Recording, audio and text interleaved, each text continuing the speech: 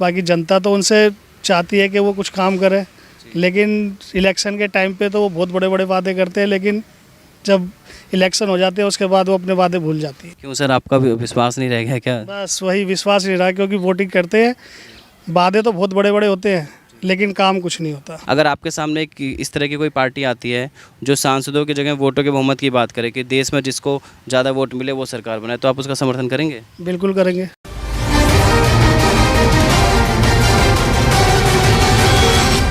नमस्कार दोस्तों, मैं रजत तिवारी। आज हमारे साथ महेश जी हैं।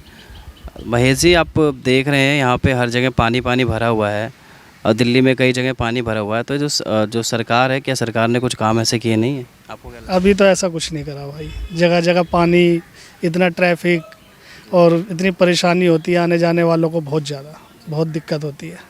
तमाम दावे पहले किए जा रहे थे कि अब दिल्ली में जो है मतलब व्यवस्था की गई है, अच्छी व्यवस्था की गई कि पानी निकासी की। आपको क्या लगता है कि हुई है? ऐसा कुछ नहीं हुआ अभी सुबह का हाल देखना है, पार्क में यहाँ बैठने तक के लिए जगह नहीं थी लोगों को, इतना पानी भरा हुआ था, इतने परेशान हुए लोग। सर, आपको क्या लगता है क्या कारण है कि जो मतलब जो हमारी सरकार है वो जनता के मुद्दों पर ध्यान नहीं देती है?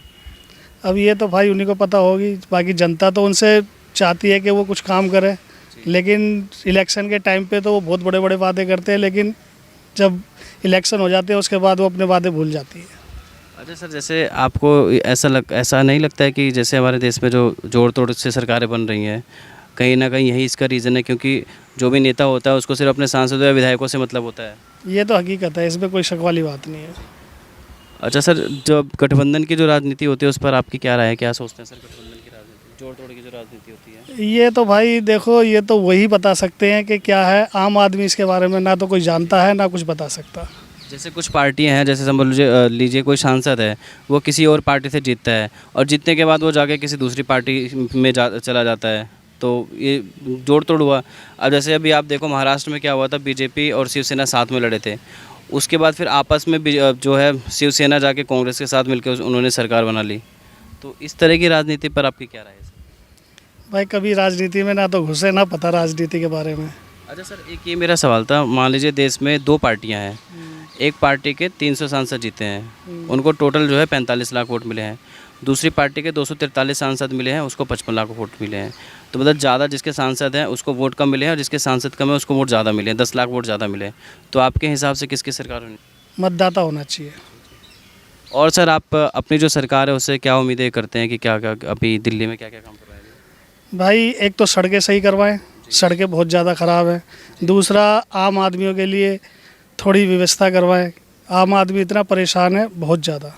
आपने इस बार वोटिंग की थी सर? इस बार तो वोटिंग नहीं करी। क्यों सर, आपका विश्वास नहीं रह गया क्या? बस वही विश्वास नहीं रहा, क्योंकि वोटिंग करते हैं, वादे तो बहुत बड़े बड़े होते हैं लेकिन काम कुछ नहीं होता। सर, आपने कभी इस चीज़ पे ध्यान दिया है कि जो नेता होते हैं जब इलेक्शन के टाइम पे हमारे पास आते हैं उसके बाद 5 साल तक हम लोगों से बिल्कुल मतलब नहीं रखते हैं, इसका आपको क्या रीज़न लगता है, क्या कारण है इसके? बस वो जब ही आते हैं वोट मांगने के लिए, उसके बाद तो उनके दर्शन भी नहीं होते। सर, हमारे देश में जो है ना सांसदों के बहुमत से सरकारें बनती हैं। जैसे जो नेता होता है उसको अपने सांसदों से मतलब होता है और एक बार सांसद जीत जाते हैं तो उनको जो है जनता के साथ कोई मतलब नहीं रह जाता है।